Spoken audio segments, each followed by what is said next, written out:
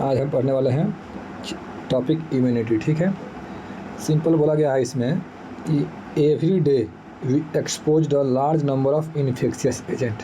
Generally क्या होता है कि हम हर रोज़ किसी न किसी इन्फेक्शियस एजेंट से अफेक्ट होते हैं, लेकिन कुछ ही है जिससे हमको बीमारी होता है। सिंपल बात है। ऐसा क्यों?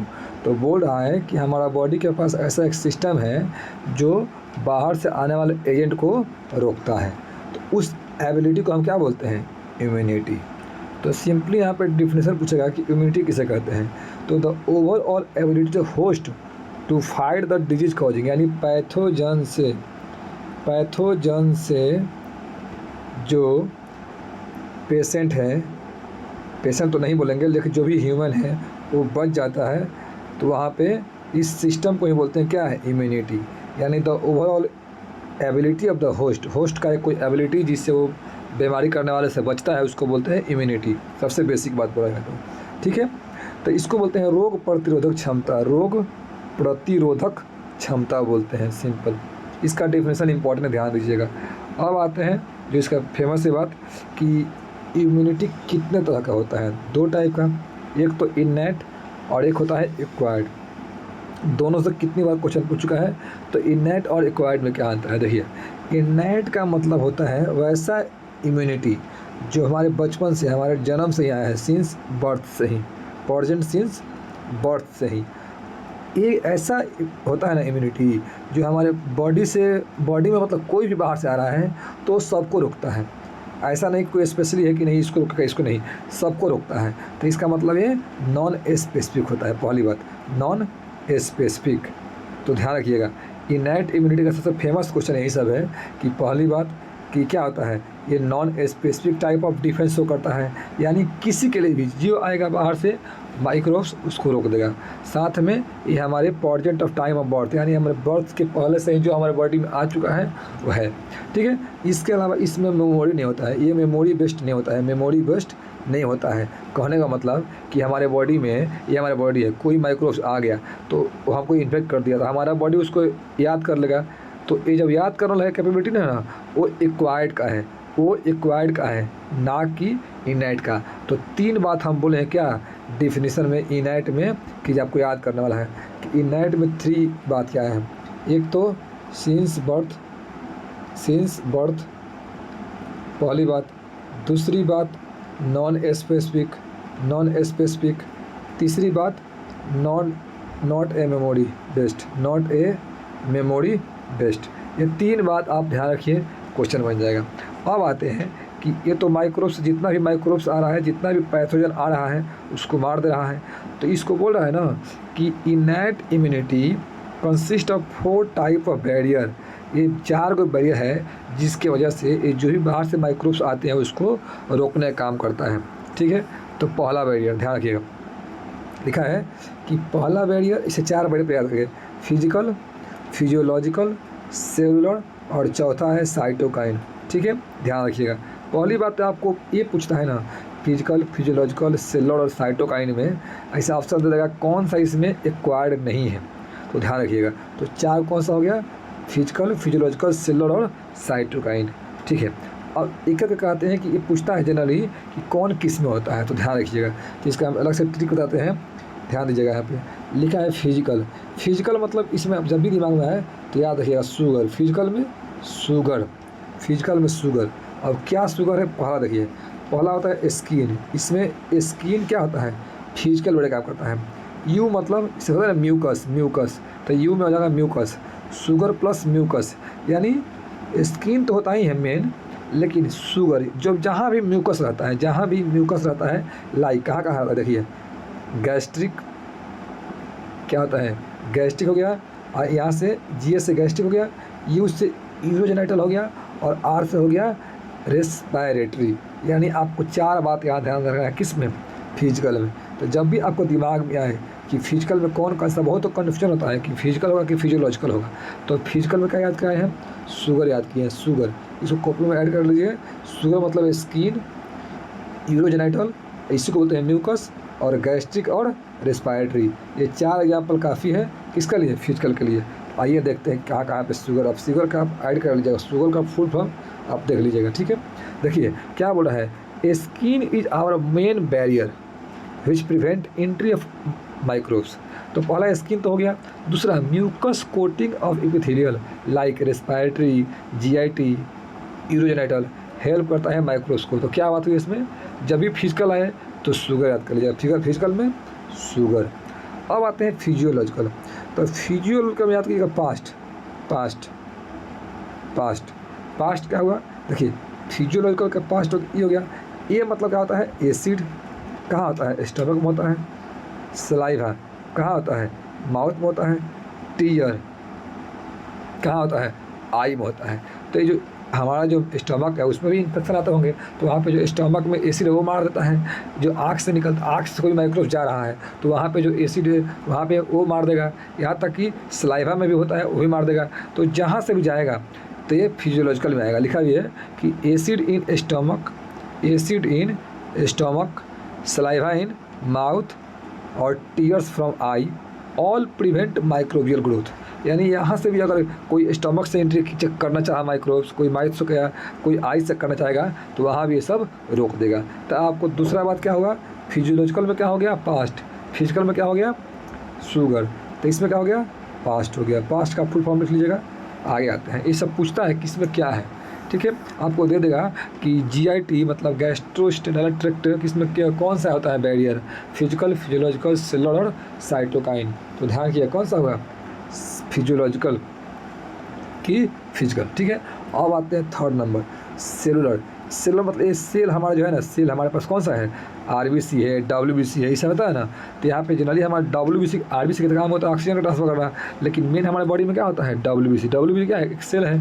तो बोल रहा है ना कि सेलुलर में ध्यान रखिएगा, सेलुलर में आपको ध्यान रखने वाला बात है, इसमें न्यूटन्स लॉ ऑफ मोशन है, motion, Newton's law of motion यानी NL/m का स्क्वायर, इसमें NLM का m ध्यान रखिएगा, NLM का m है। कौन कौन देखिए, N मतलब न्यूट्रोफिल, N मतलब न्यूट्रोफिल, L मतलब लिम्फोसाइट, और M मतलब मैक्रोफेजेज, और M मतलब मैक्रोफेजेज, और M मतलब क्या होता है, मोनोसाइट, मोनोसाइट। तो चार को इसमें हो गया, न्यूटन्स लॉ ऑफ मोशन का m, Newton's law of motion का जो m होता है ऐसे याद करना है, न्यूटन्स लॉ ऑफ मोशन का m।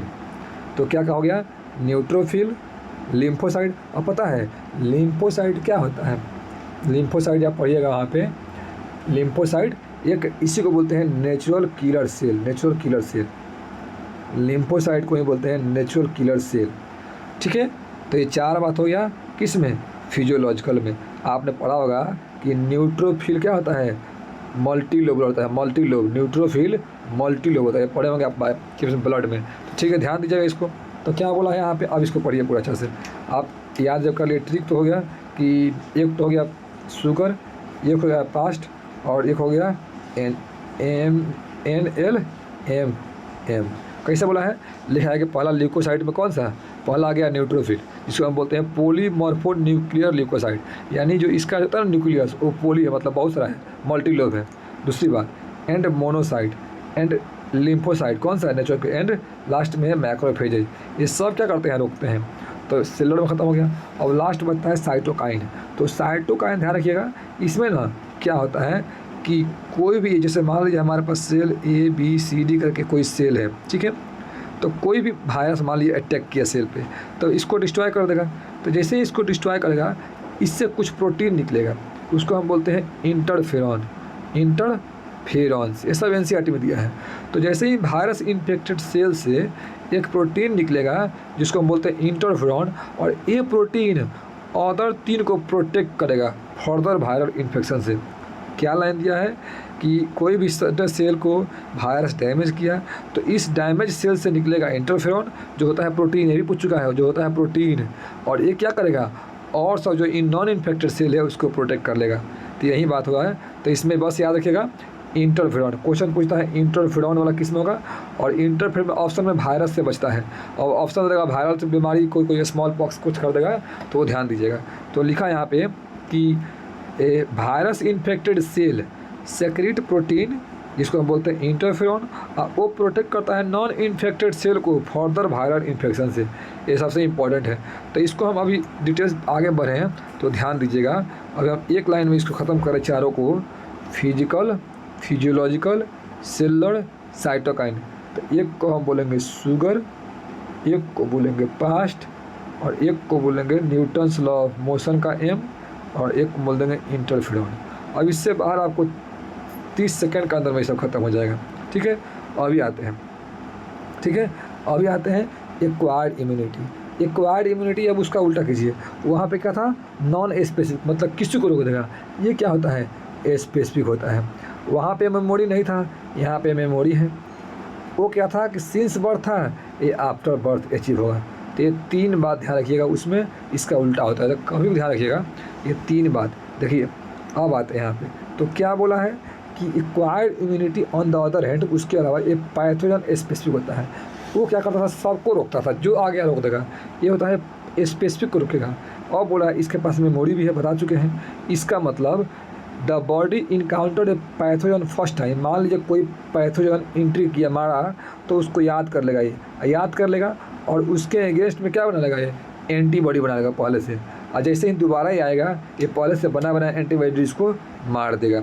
तो यहाँ बोलता है ना, ये लाइन दिया है देखो यहाँ पे, कि कोई भी अगर फर्स्ट टाइम आता है ना, तो उसके कंपेयर में ये प्राइमरी रिस्पॉन्स शो करता है, जो लो इंटेंसिटी का होता है। मतलब फर्स्ट टाइम आप आ गए हैं, हमको इन्फेक्ट कर दिए हैं, ठीक है, लेकिन हमको याद है, हम अब दोबारा जब आइएगा, लिखा है जब सबसिक्वेंस इनकाउंटर, जब दोबारा हमको इनकाउंटर कीजिएगा सेम पैथोजन, तो हाईली इंटेंसिफाई हो जाएगा। उसको हम बोलते हैं सेकेंडरी या एन एमनेस्टिक रिस्पॉन्स। सेकेंडरी या एन एमनेस्टिक मतलब होता है कभी ना भूलने वाला, कभी नहीं भूलने वाला रिस्पॉन्स। इसका मतलब इसके पास क्या है, मेमोरी है, फर्स्ट इनकाउंटर। इसका मतलब जो पहली बार आ गया है, तो वो पहली बार जो आया था उसको याद कर लिया है, तो ये मेमोरी के याद कर लिया है। तो ये लाइन दिया है यहाँ पर, ध्यान रखिएगा कि जो प्राइमरी रिस्पॉन्स क्या होता है, वो स्लो होता है, लेकिन सेकेंडरी क्या होता है, हाईली इंटेंसिफाई होता है। ध्यान रखिएगा, जिसको हम बोलते हैं एन एमनेस्टिक, यानी कभी ना भूलने वाला। तो ये दोनों बात जो पूछ चुका है नीट में, ध्यान रखिएगा, ये दोनों पूछ चुका है नीट में। ठीक है, आगे आते हैं। थोड़ा सा वीडियो लंबा जाएगा, बट कोई नहीं, ध्यान से सुनिएगा पूरा, आपको यहाँ ध्यान दीजिए। अब आता है कि द प्राइमरी और सेकेंडरी इम्यून रिस्पॉन्स। देखिए प्राइमरी स्लो होता है, सेकेंडरी फास्ट होता है, मतलब कभी ना भूलने वाली। तो बोलता है ना, ये जो होता है ना प्राइमरी और सेकेंडरी रिस्पॉन्स मिलता है, ये 2 स्पेशल टाइप ऑफ लिम्फोसाइट की वजह से मिलता है। कौन कौन, तो बी लिम्फोसाइट और टी लिम्फोसाइट। ध्यान रखिएगा, ये क्या बोला है कि जो हमारा प्राइमरी था स्लो था, सेकेंडरी था हाई इंटेंसिफाई था, और ये पहला कितने, दोनों किससे मिलता है, तो बी और टी से। ध्यान दीजिएगा इसको, ये सब एक एक क्वेश्चन यहाँ का जितना भी क्वेश्चन है वो सब नीट में पूछ चुका है, तो ध्यान रखिएगा। और फिजिकल फिजियोलॉजिकल वो तो पूरा पूछ चुका है, कितना बार रिपीट करता है, इस बार 100% जाएगा, क्योंकि ये फेमस टॉपिक है, यहाँ से हर एक साल क्वेश्चन आता है। ठीक है, ध्यान रखिएगा। अब आते हैं यहाँ पे कि जब 2 कर दिया, यही बात पूछता है यहाँ पे कि जब दोनों करता ही है बी और टी। देखिए पहले बात बोलता है कि B lymphocyte produce a army of protein, यानी बी क्या होता है, इसके पास कोई भी अगर पैथोजन बाहर से आते हैं तो उससे लड़ने के लिए ये बहुत सारा प्रोटीन करता है, प्रोड्यूस करता है। कौन है, बी लिम्फोसाइट। और दीज प्रोटीन को ही बोलते हैं एंटीबॉडी। मान लीजिए हमारे बॉडी में बहुत सारा पैथोजन एंट्री कर रहा है, बहुत सारा पैथोजन, इसके कंपेयर में यहाँ पे एंटीबॉडी बनाता है ताकि इसको मार सके। तो ये कौन बनाता है एंटीबॉडी, बी लिम्फोसाइट। तो ध्यान रखिएगा, तो ये क्वेश्चन पूछता है एंटीबॉडी कौन, तो antibody B, antibody B lymphocyte. तो यहाँ बोलता है ना कि, तो आपने बोला था कि दोनों काम करता है बी और टी, तो ध्यान दीजिएगा, लिखा है कि T cell do not secrete antibody but help B cell to produce them.